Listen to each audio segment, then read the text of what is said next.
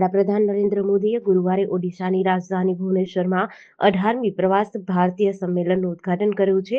આ વર્ષે કોન્ફરન્સની થીમ વિકસિત ભારતમાં વિદેશી ભારતીયોનું યોગદાન છે. વડાપ્રધાન નરેન્દ્ર મોદીએ ગુરુવારે ઓડિશાની રાજધાની ભુવનેશ્વરમાં 18મા પ્રવાસી ભારતીય સંમેલનમાં હાજરી આપી કહ્યું હતું, ભારતીય જ્યાં પણ જાય છે તેને પોતાનું બનાવે છે.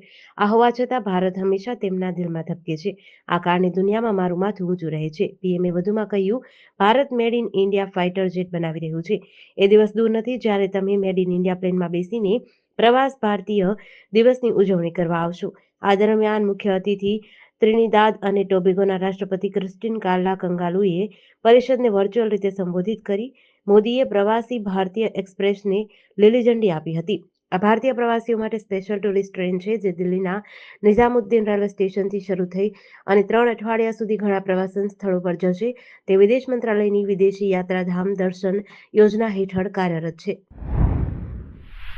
અમેરિકાના કેલિફોર્નિયા રાજ્યમાં લોસ એન્જલસ નજીકના 3 જંગલોમાં મંગળવારે ભીષણ આગ લાગી હતી. CNN મુજબ આગ પહેલા પેસિફિક પેલિસેડ્સ, ઈટન અને હર્સ્ટના જંગલોમાં આગ લાગી હતી. પછી રહેણાંક વિસ્તારોમાં આગ ફેલાઈ હતી.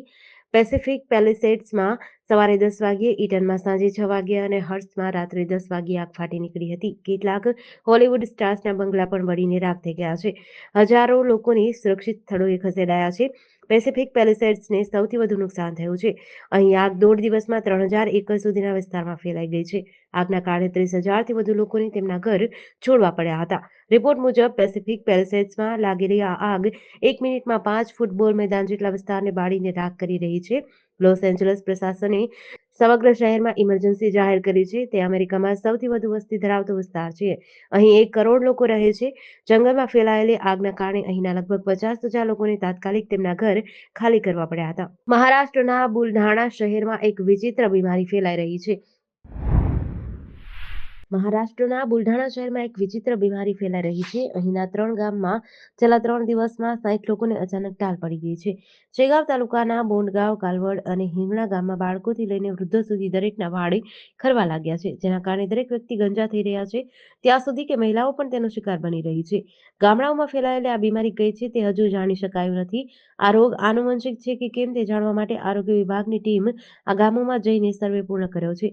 સાથે જ પાણીના સેમ્પલ લીધા છે. આ રોગના પહેલા દિવસે વ્યક્તિની માથામાં ખંજવાળ આવે છે, બીજા દિવસે વાળ હાથમાં આવવા લાગે છે અને ત્રીજા દિવસે દર્દીને ટાલ પડી જાય છે. આ રોગથી સૌથી વધુ મહિલાઓ પીડિત છે. મોટાભાગના દર્દીઓ ખાનગી હોસ્પિટલમાં સારવાર લેવા ગયા છે. સુપ્રીમ કોર્ટે પોતાના જૂના અને રાષ્ટ્રપતિના નિર્ણયને બદલીને 25 વર્ષથી જેલમાં રહેલા એક દોષીને મુક્ત કર્યો છે. સુપ્રીમ કોર્ટે કહ્યું કે 30 વર્ષ પહેલા થયેલા ગુના સમયે દોષિતની ઉંમર માત્ર 14 વર્ષ હતી. 15 નવેમ્બર 1994ના રોજ ઉત્તરાખંડના દહેરાદૂનમાં પૂર્વ સેના અધિકારી અને તેના પરિવારના 2 સભ્યોની હત્યા કરવામાં આવી હતી. કોર્ટે તેના નોકર ઓમપ્રકાશને હત્યાનો દોષી ઠેરવ્યો અને મૃત્યુદંડની સજા સંભળાવી. 2012માં રાષ્ટ્રપતિએ મૃત્યુદંડની સજાને 60 વર્ષની કેદમાં ફેરવી હતી.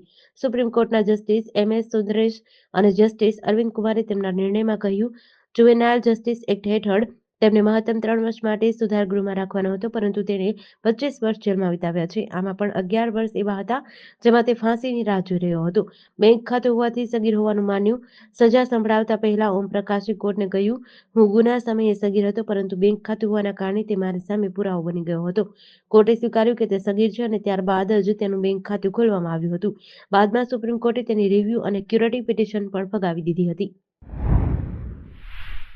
ઉત્તરાયણના પર્વની ગણતરીના દિવસો બાકી છે ત્યારે સુરતમાં વીજળીની હાઈ ટેન્શન લાઇનમાંથી પતંગ કાઢવા જતા દાઝી જતા એક 13 વર્ષીય કિશોરનું મોત થયું છે.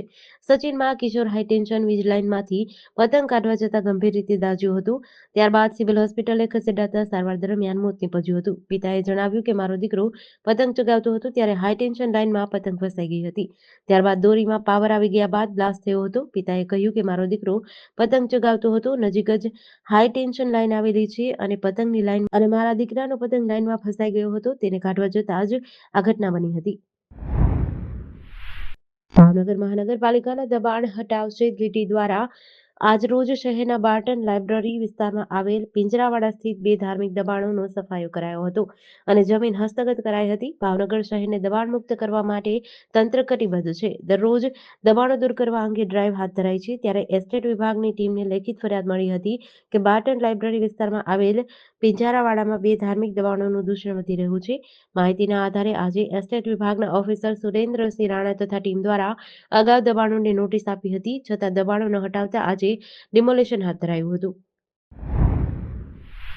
ગીર સોમનાથ જિલ્લામાં ટંડેલ માટે પોલીસ વેરિફિકેશન ફરજિયાત કરવાનું રહેશે. અધિક જિલ્લા મેજિસ્ટ્રેટ રાજેશ આર દ્વારા જાહેરનામું બહાર પાડ્યું છે. ગીર સોમનાથ જિલ્લો વિશાળ દરિયા કિનારો ધરાવે છે. જિલ્લામાં પવિત્ર યાત્રાધામ સોમનાથ મહાદેવનું મંદિર આવેલું છે. આ સિવાય જિલ્લામાં પર્યટનના તથા ઘણા ધાર્મિક સ્થળો આવેલા છે, જ્યાં વિશાળ પ્રમાણમાં દેશ વિદેશના પ્રવાસીઓ આવે છે. જિલ્લાના મુખ્ય મથક વેરાવળ ખાતે મત્સ્ય ઉદ્યોગ કેન્દ્ર આવેલું છે. જિલ્લાની મોટા ભાગની વસ્તી દરિયાઈ ખેતી સાથે સંકળાયેલી છે, જેથી માછીમારી કરવા માટે બહારથી કે અન્ય રાજ્યોમાંથી માણસો લાવી તેમને ટંડેલ તરીકે કામમાં ઉપયોગમાં લેવામાં આવે છે. આવા સંજોગોમાં જાહેર જનતાની સલામતી તથા સુરક્ષા માટે તકેદારીના પગલાં લેવા આવશ્યક જણાતા આ જાહેરનામું બહાર પાડ્યું છે. પોરબંદર જિલ્લાના બે સરપંચને સસ્પેન્ડ કરાયા છે. ગૌચર અને ગામતળનું જમીન દબાણ દૂર કરવામાં નિષ્ફળ રહેતા જિલ્લા વિકાસ અધિકારી દ્વારા આકરા પગલાં લીધા છે. બે સરપંચને સસ્પેન્ડ કરી દેવામાં આવતા રાજકારણમાં ગરમાવો થયો છે. પોરબંદર જિલ્લાના પાતા ગામના સરપંચ ગાંગા માલદે પરમાર અને ભડ ગામના મહિલા સરપંચ સાકરબેન મોકરિયાને સસ્પેન્ડ કરાયા છે. ગામનું ગૌચર અને ગામતળનું જમીન દબાણ દૂર નહીં કરતા જિલ્લા વિકાસ અધિકારી કેબી ઠક્કરે સસ્પેન્ડ કર્યા છે. પોરબંદર જિલ્લાના ગ્રામ્ય વિસ્તારોમાં ગૌચરની જમીન પર મોટું દબાણ કરાયું છે, જેને લઈને અનેક ફરિયાદો થઈ હતી. તેમ છતાં ગામડામાં જમીની દબાણ દૂર કરવામાં ન આવતા આ કાર્યવાહી હાથ ધરાઈ હતી. હિંમતનગર સહિત જિલ્લાના અનેક તાલુકા મથકે રોજબરોજ અનેક રખડતી ગાયો અને આખલા જાહેર સ્થળો પર પોતાનું પેટ ભરવા માટે આટાફેરા મારે છે. આજે બપોરના સમયે હિંમતનગરના પોલો ગ્રાઉન્ડમાં ઋષભદેવ સોસાયટી પાસેના રોડ પર ગાય અને આખલો ઝઘડતા હતા. અચાનક રોષે ભરાયેલી એક ગાયે અહીંથી પસાર થતી ત્યારે બે મહિલાઓને દોટ મૂકવી પડી હતી. ત્યારબાદ બે મહિલાઓને શીંગડે ચડાવી ઈજા પહોંચાડી હતી. આજુબાજુના લોકો દોડી આવ્યા હતા. આ બંને મહિલાઓને સારવાર માટે ખસેડી હતી. થોડા સમય અગાઉ પણ આ વિસ્તારમાં રોડ પર બે આખલા બાખડ્યા હતા, જેને લઈને વાહનોને નુકસાન થયું હતું.